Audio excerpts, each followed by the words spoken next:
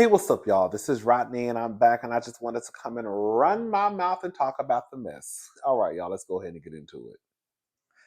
Now, this was reported by not neighborhood talk, the Shade Room. Um, TSR exclusive, Revolt CEO confirms Dame Dash is not the chairman of company. There's no acquisition path on the table. So every time I was launching something with my family office, he sent a letter saying that, I'd owe the money, but it was my family office, but it muddies the waters. So if you have a contract, especially you working here, and somebody sent a bum letter, as soon as it's a lawyer, it shuts down. Mm-hmm. It muddies the waters. And I was about to make some major announcements. You want to hear one? Sure. I'm now the chairman of Revolt right now. Mm-hmm. And I also, I have 15. You don't deserve to be the chairman of Revolt. I got you. So I'm now the chairman of Revolt with a pathway. Again, you see, because he wants to trigger me, and I want you to acknowledge that. So I'm now Cam's boss, the chairman of Revolt with a pathway to acquisition. I've been trying to buy now, Revolt. How do we know this is not cap? We didn't see this on deadline. Can you stop yelling? Can you stop interrupting me, please? So deadline didn't make the announcement for this particular situation. They didn't want to. I had an announcement I was going to make with BT. So this is what the CEO had to say. I know some of you might have caught Dame Dash's interview on The Breakfast Club today. To set the record straight, Dame Dash is a hip-hop pioneer with a proven track record as a creator. Yes, we've been in conversations about potential partnerships, things like licensing his shows and films for Revolt, but there is no signed deal. He is not the chairman of our company. There is no acquisition path on the table. The quote from me and Vibe is completely fabricated. I never said any of that, because we'll get into what Vibe had to say. If anything that major were happening, you'd hear it directly from me. Now, here's what is true. We just announced our partnership with Naomi Osaka. Oh, is that the girl from tennis? In Sports Illustrated yesterday, Black women and women more broadly are doing more powerful things in sports and culture. Let's make sure we're giving the kind of energy to the spotlight it deserves. Our audience, I can't see this. They have that TSR in the back. Our audience numbers across YouTube and social are hitting all-time highs. And we're working with some of the dopest creators in the culture. Cameron, Drink Champs, Lene Vinay, Maria Rose, Elisa, they named some more people, Speedy Norman, Mormon, Big Facts, and more. Don't get distracted. Let's stay focused and keep stacking wins today. DeTavio Samuels, Chief Executive Officer. That's what they had to say. Now, Dame came back. Well, not Dame came back. Dame came out, and I don't know what Dame he's talking. That's why I said Dame reminds me of that drunk uncle, because Dame comes out, and I don't know why I'm talking so loud in y'all face. Dame comes out, and this is what he had to show. He shows, well, first of all, on his story, he put, Charlemagne, I would advise you not to make up phony sources without real names saying that anything I said was not true, or we will have a legal problem. Excuse me. Don't try to compromise my reputation. I have proof to support everything I say that will stand up in any court. Lauren came out. Lauren, what's her name? Lauren LaRosa. She came out and she said, I just spoke to a lead publicist at Revolt who confirmed to me Dame Dash is not the chairman of the network. He responded to her tweet on his story and said, Cap, here goes the BS. Stop lying. Please say their names.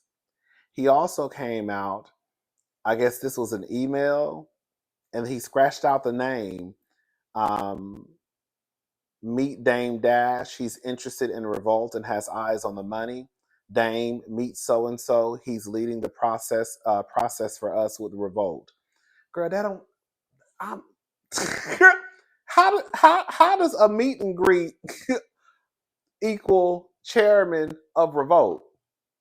You met a nigga virtually through an email, and now all of a sudden a group chat on Teams.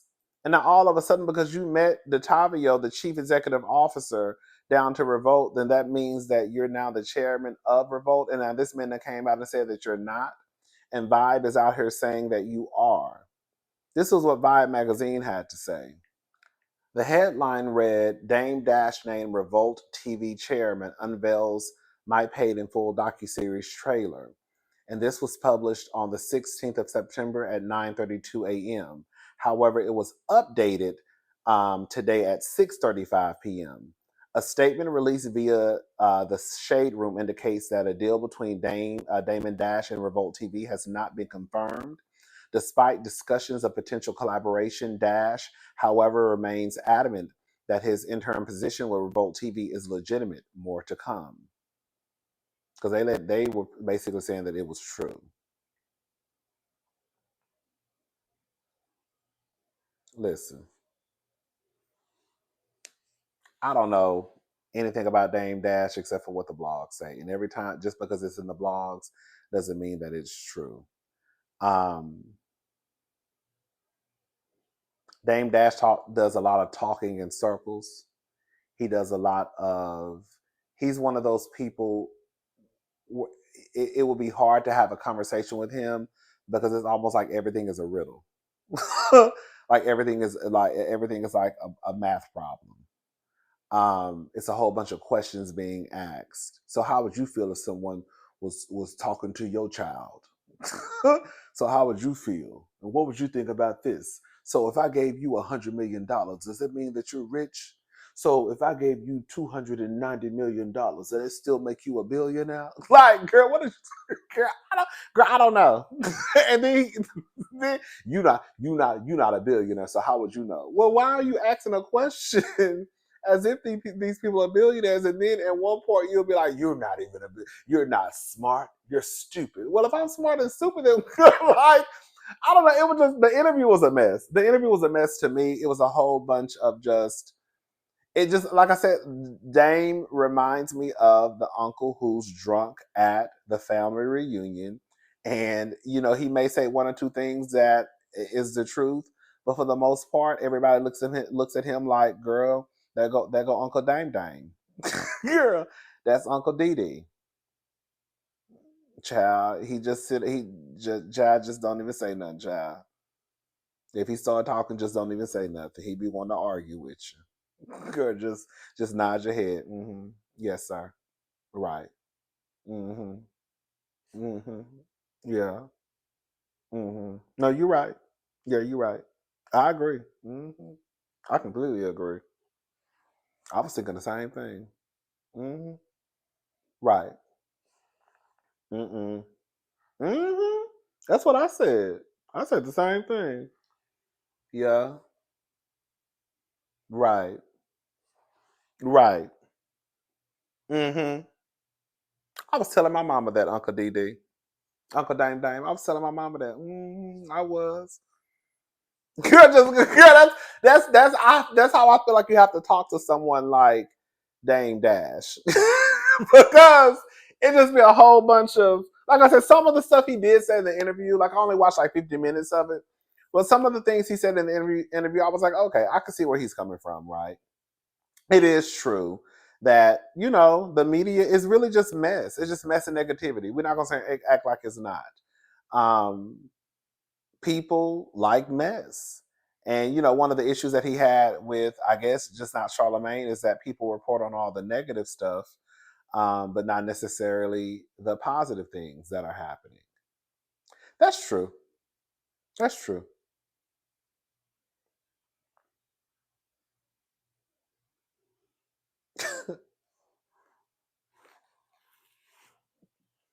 Anyway, shout out to Dame Dash. Let's go ahead and move on. All right, y'all. So this is according to the Jasmine brand. So Lil Nas X enters rehab at undisclosed location following arrests for allegedly assaulting officers. So Lil Nas X has entered an inpatient treatment program at an undisclosed location following his arrest last month. The 28-year-old rapper's attorneys appeared in Los Angeles court today, September the 15th, where a judge modified the conditions of his release to allow him to receive treatment out of state. His next court date is scheduled for November the 18th.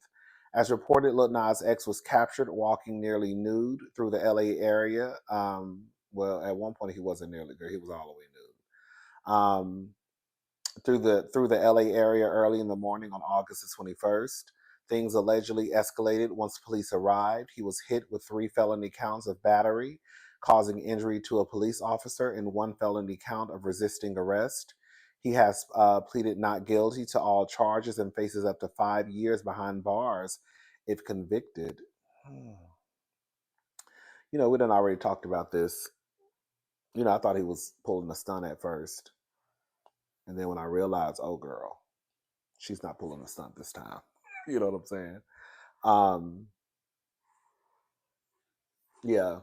So, you know, that's our little brother, that's our little sister, you know, that's our little cousin. So, you know, I definitely think there's something there as far as his mental health is concerned.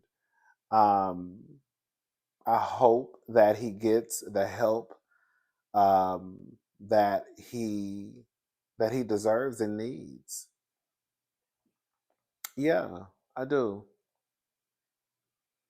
I do. I really do. Because now knowing that he wasn't a stunt queen pulling a stunt, it does change things. It just does. Yeah, shout out to Lil Nas X. All right, y'all. So we talked about Gizelle and Robyn and K Michelle the other day. And K Michelle basically came out and pretty much dragged Robyn. Long story short, we're talking about Atlanta running out of girls. It was more so Robyn talking about Atlanta running out of girls and how she was kind of, you know, taken aback when she heard that K Michelle was allegedly on the upcoming season of Real Housewives of Atlanta. However, you know, K Michelle had a career before Real Housewives of Atlanta. Gizelle also said that she doesn't think that Love and Hip Hop should define K Michelle, and basically saying that, you know, I took it as though Gizelle was saying that there's not an issue with her being on the Real Housewives, even though she was on Love and Hip Hop. And then K Michelle caught wind and got online and tugged on Robyn's wig. And I felt as though, you know, the fact of the matter is, we always say this: you can't do something to someone and then tell them how to respond. Even though sometimes in some scenarios, it can be deemed as someone overreacting. I felt in this situation that K Michelle overreacted. I really do. Because when you really listen to what Robyn and Gizelle said, while yes, I could see how it could be deemed as shady, I don't think it was that necessary for K Michelle to run down to the internet to respond. A part of me, I really do believe this, a part of me believes that because Gizelle and Robyn, um, how can I say this? Because it's going to sound like I'm trying to make Gizelle and Robyn the victims, and they ain't no victims. Okay, be very clear. But, you know, someone who has reviewed pretty much every season of the Real Housewives of Potomac, I know Gizelle, especially Gizelle, because it really be Gizelle. I know Gizelle and Robyn for their works, specifically Gizelle and Ashley. So I know them for their works. But I do believe that K Michelle took this opportunity knowing that the response to the Green Eyed Bandits, right? Knowing how they sometimes leave a sour taste in the viewer's mouth. And I think she used that to her advantage. I think it was just an easy train to hop on. Don't nobody like them bitches anyways. So let me go ahead and just tug on their wigs, right? And the people not gonna care. Even though the gag is Robyn, it kind of reminded me of what happened to Kenya. Remember when the Real Housewives of Atlanta dresses came out, the reunion looks, and everybody said Phaedra looked a mess, and then Kenya came out and did her Life Twirls On show, and she pretty much, and I'm paraphrasing, she pretty much in a nutshell agreed with everybody. Phaedra looked a mess, and then people got in the comment section talking about Kenya. Kenya literally just said what the majority of people said, but now you're mad at Kenya. That's how it felt with Robyn. You know how many people have turned their nose up at the fact that K Michelle, Love and Hip Hop, is joining the Real Housewives of Atlanta.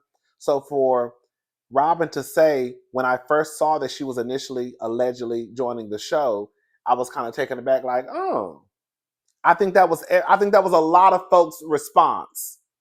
So for people that didn't turn around and act as if what Robyn just said was just so far-fetched and just out of this world, that's why I was like, what are we? And that is when I started talking about. We still haven't even gotten to what they said. Girl, I'm just talking. We're gonna play what they said, the clip, and that's what I talk about when you not you, but people allowing how they feel about someone to affect their opinion. Right. One thing I try to hold close is I try not to allow whether or not I like someone to determine how I feel. Because if I feel this person is right and you do the same thing, then you're right too.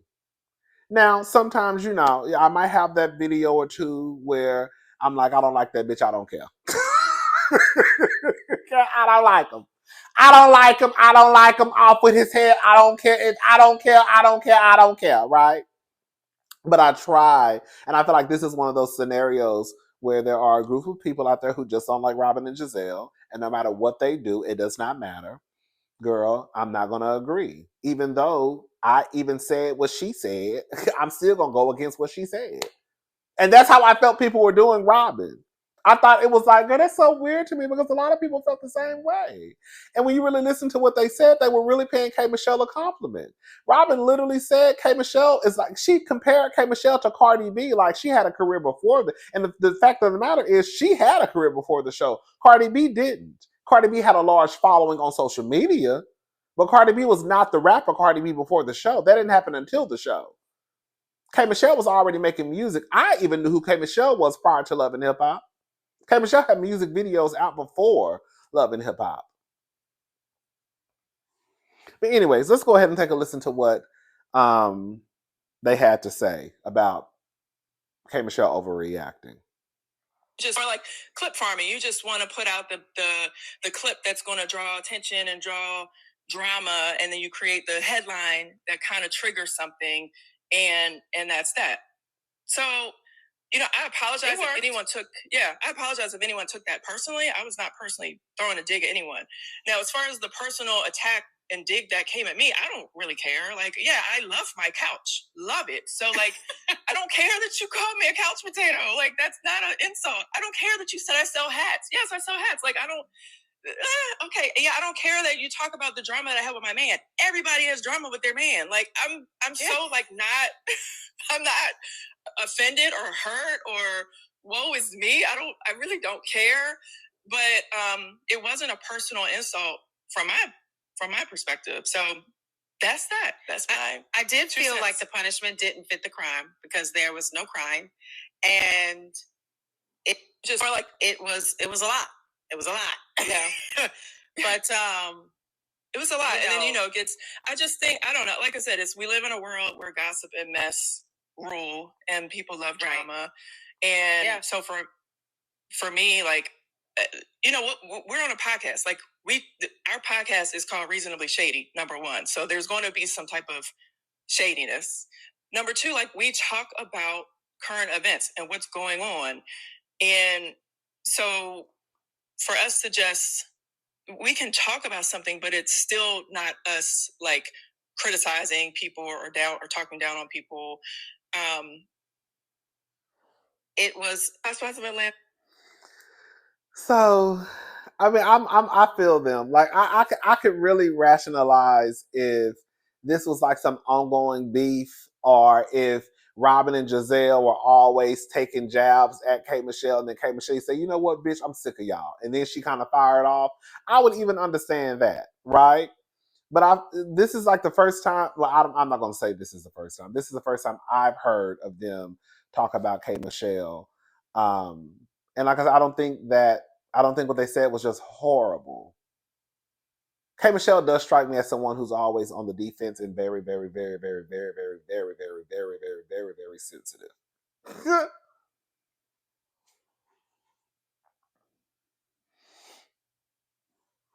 If you listen to what they said, girl, it was more so a dig at casting. That's how I took it. And it also felt like, too, it almost sounded, too, like maybe they wanted some of their friends, maybe that have appeared on a different network, and they shut it down because the way that they talked in the previous video was like, I always thought that they wouldn't really bring other girls from other networks. And Gizelle was like, yeah, that's what I thought too. It kind of felt like maybe they had a sister or a homegirl, probably that was on, We TV, and they shut it down. So now here y'all go letting somebody from Love and Hip Hop VH1 come over. Oh, okay, that's how we doing it. Anyways, it is what it is. It's not that deep. Like I said, I giggled at the stuff that K. Michelle said about them, but I also felt too, girl, it gotta be a cold day in hell for me to come down here and defend the Green Eye Bandits, especially Gizelle. Robyn always been all right to me. Robyn just was always like I don't know, just like a sidekick. It really be that fucking Gizelle. That Gizelle, that's the one. Okay, it'd be that Gizelle and that goddamn Ashley. Robyn used to get the heat, I think, from a lot of viewers because Robyn just kind of just went along with Gizelle. But to me, especially season 4, season 5? I can't remember.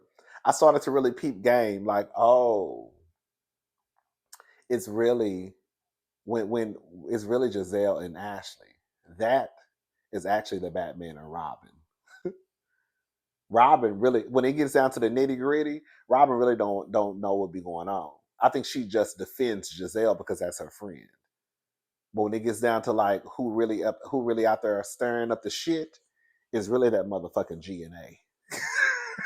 Okay, that was DOA. Now they done turned into a motherfucking health and wellness, whatever they called it. Anyways, shout out to K. Michelle. We love K. Michelle. And shout out to I just finished eating, sorry. I just that was sorry. And shout out to Robyn and Gizelle. We like Robyn. We still working on Gizelle. Oh, I like Gizelle. I don't know, girl. Gizelle, just at one point I was really done with Gizelle. I said, oh, baby, this is an evil lady. Like, Gizelle was giving me very, like, oh, she's mean. Like, Gizelle was giving me at one point, like, she's mean in real life. Girl, like, like sometimes you think the girls kind of put on a little bit for TV, right? They turn it up a little bit. Gizelle gives me, like, when I started realizing Gizelle was HR, like, when I started realizing, oh, she goes to HR on the girls. Like, oh, you one of those type of girls. I don't know, like, Gizelle just started giving me like she was mean in real life. And it's sad because Gizelle was my girl. I mean, she was somebody who I liked. Even though she was tacky and couldn't dress. And the wigs those wigs are atrocious. Oh, girl.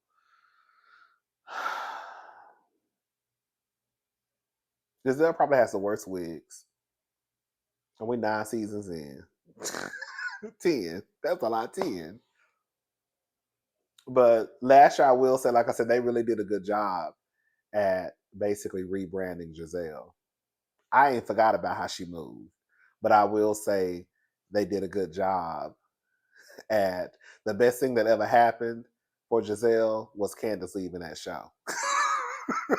Because at that point, like, because I don't think Candace and Gizelle really like each other in real life.